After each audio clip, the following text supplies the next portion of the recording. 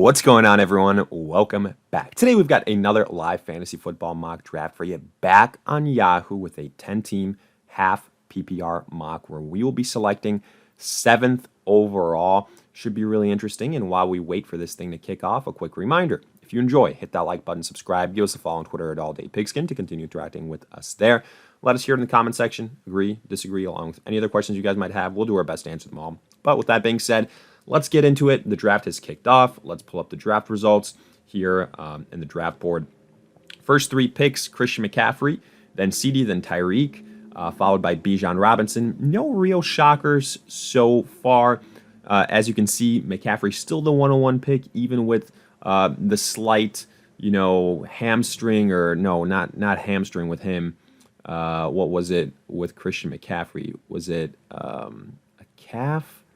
At this point in time, yeah, calf strain, but not expected to really impact week 1. So he's still going first overall. CeeDee Lamb, even with the contract disputes, still going like top 2, top 3. So no real issues there. But we're on the clock here, and we have a chance at Jamar Chase, who I think is a pretty good value at this point in time. Let's see what he's dealing with. Okay, contract issues. We're going Jamar Chase. I'm not really too worried about these contract issues type of deals.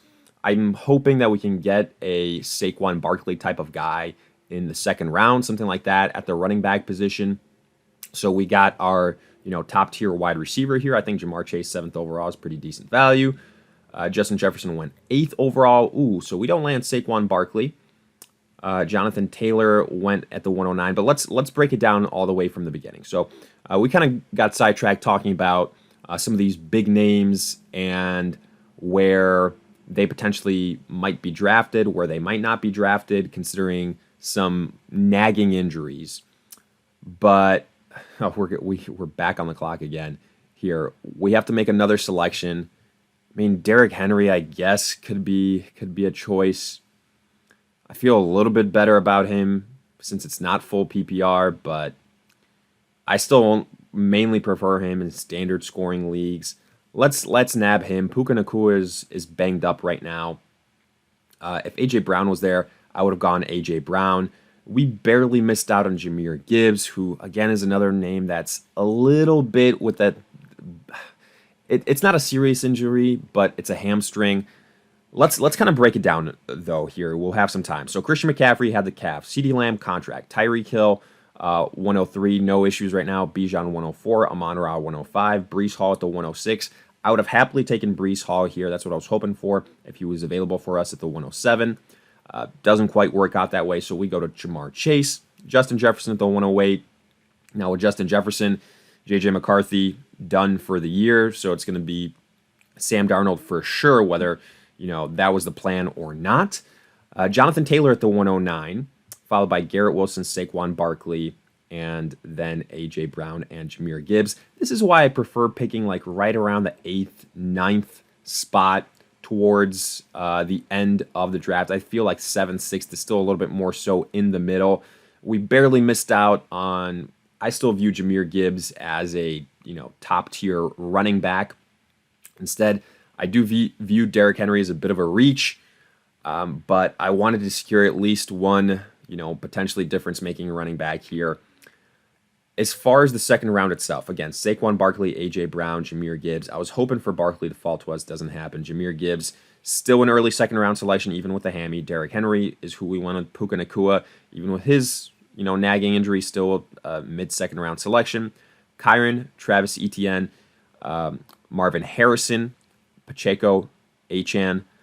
Then in the third round, run on wide receivers, Mike Evans, Devontae Adams, Drake London, followed by Josh Allen. First quarterback off the board. I can at least respect this. It's in the middle of the third round, not necessarily forcing the quarterback selection in the late second. Deebo Samuel just went. Right now, looking at these names, I'd say, let's look at the running backs. Jacobs, Mixon, Rashad White, James Cook, Alvin Kamara. I think one of these guys will fall to us. What's going on with Alvin Kamara here? So is it contract? Oh, due to back tightness. Yeah, again, it's nothing special. Wide receivers, Cooper Kupp's still there. I think Cooper Kupp literally just got drafted. He probably would have been one of our top choices. I do like Chris Olave at this point in time. Running backs, again, I think we can wait and still land a running back that I like. So let's go with Chris Olave here. I think it's a good value at call it the almost the end of the third, middle of the third. Josh Jacobs goes afterwards. So, yeah, I think Cooper Kupp would have been a good value as well. Basically, my big board was Cooper Kupp, Olave, and then one of those running backs. But I took the calculated risk saying, okay, one of those running backs will fall to me. I can nab them in the fourth. Maybe I'll be wrong. We'll see. There's a little bit of a running back run with Josh Jacobs and Rachaad White. But I think we're going to see some more wide receivers go here, especially with the way these rosters are constructed. I'd say one or more running back max. And then we should be able to get either like a Joe Mixon or a Kamara or a James Cook. But we'll see. Again, 2 more picks to go.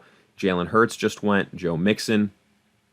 So I think we'll have a chance. I'd be shocked if both these guys go 3 running backs in the first 4 rounds. Not something you typically see. Yeah, there goes DK Metcalf. So we were right about that.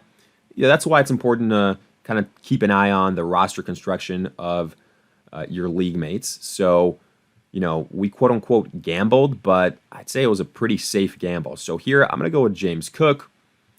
I really like the way he concluded last season, and I think he's going to have a chance to follow that up again and, kind of keep up that pace that he ended the year off and be close to a top 12 running back. Alvin Kamara just went immediately afterwards. That makes sense. This person needed a running back. They only had Breece Hall. So right now, pretty balanced roster. Jamar, Olave, Derrick Henry, James Cook. Patrick Mahomes just went at the 406. See this? Josh Allen at the 304. Patrick Mahomes, 4-6. 1, 2, 3, 4, 5, 6, 7, 8, 9, 10, 11, 12. Yeah, a full round later than Josh Allen. Much better value. So I like that. Sam Laporta also was still there. The 2 top tight ends, made it all the way into the 4th round. Typically, you don't see that. Here I think there was just such a big focus on the running backs and wide receivers that the tight ends got pushed down a little bit, which, I was taking a look at that. Also, another reason why I told myself, all right, well, I can probably, in that case, wait for a McBride. I can wait for a Kincaid in the later rounds if these guys have been pushed down that much. But maybe the value picks for tight end will start going now. We'll see what that looks like. Nico Collins, DJ Moore, Michael Pittman, all still on the board. I think all good values. Let's see what the tight end situation looks like. McBride, Kittle, Kincaid, Pitts, Evan Ingram.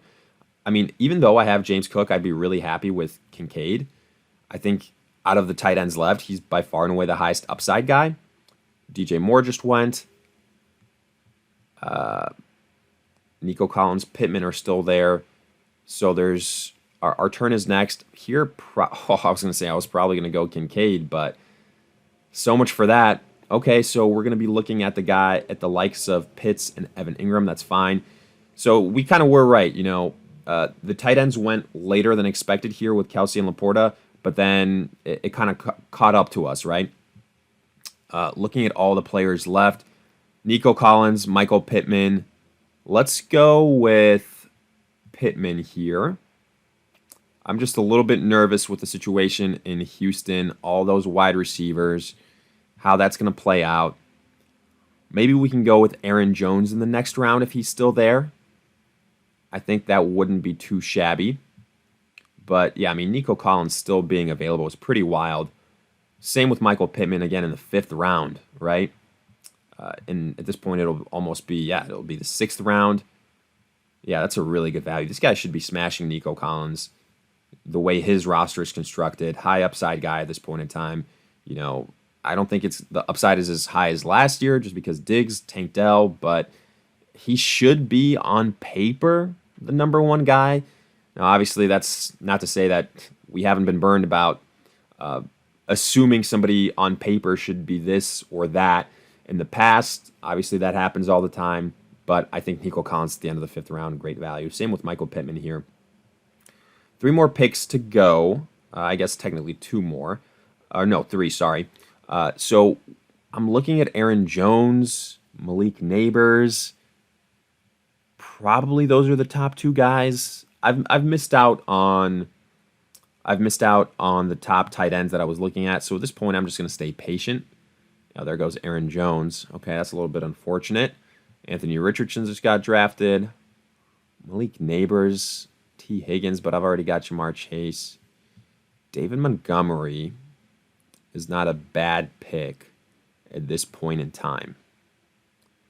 But I want to continue to load up on wide receivers, high upside wide receivers.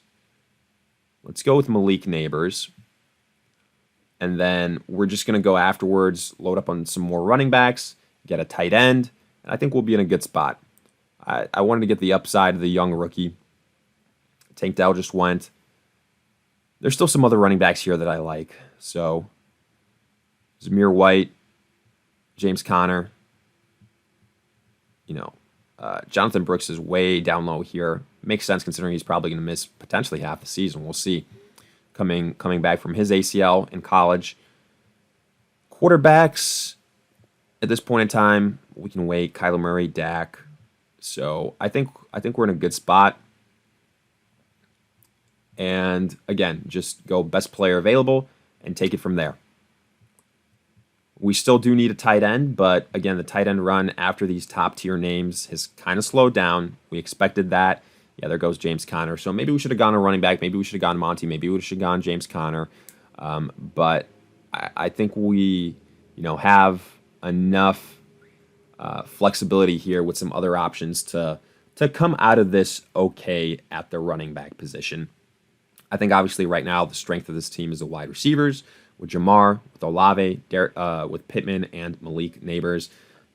I think all of those guys that we got were just such good values that it was hard to ignore them at the wide receiver position. And that's why I always say, don't go into a draft with a set strategy. Let it come to you and take advantage of the value as it presents itself.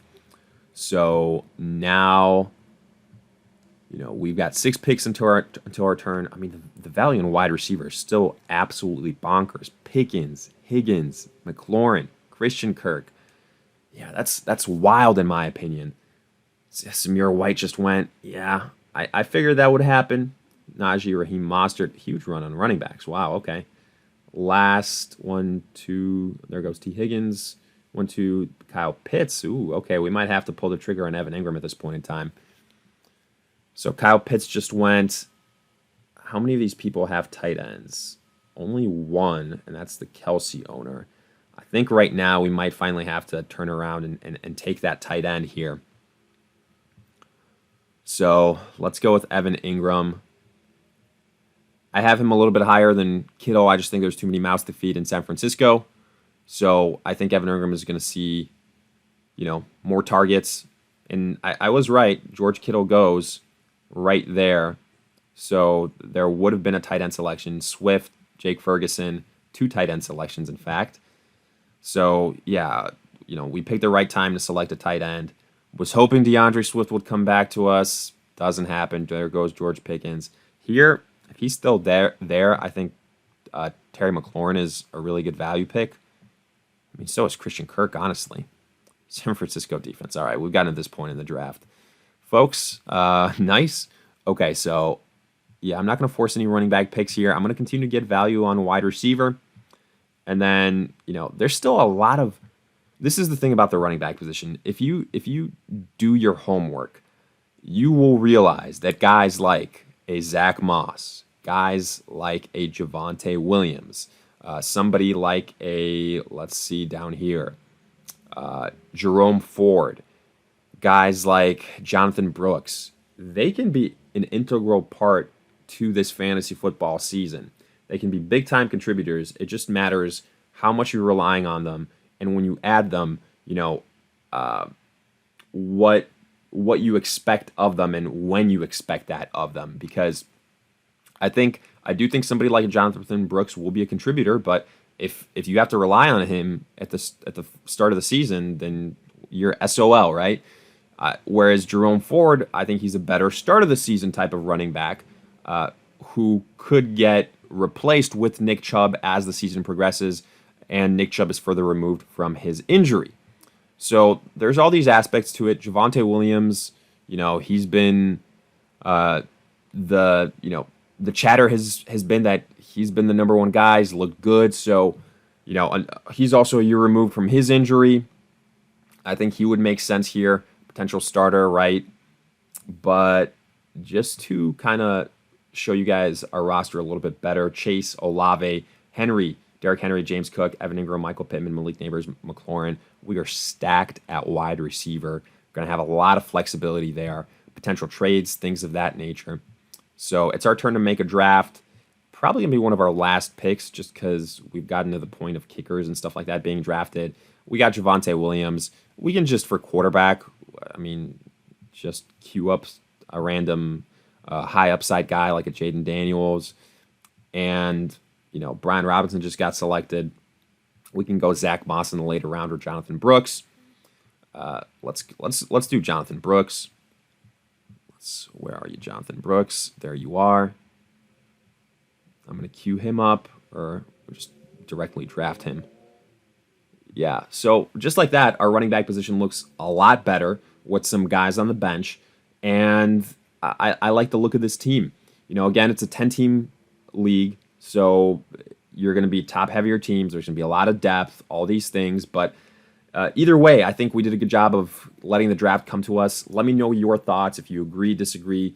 At the quarterback position, we can basically pencil in like a Jaden Daniels or another veteran quarterback. If you enjoyed, hit that like button, subscribe, give us a follow on Twitter at AllDayPigskin to continue interacting with us there. But in the meantime, we'll see you guys in future videos.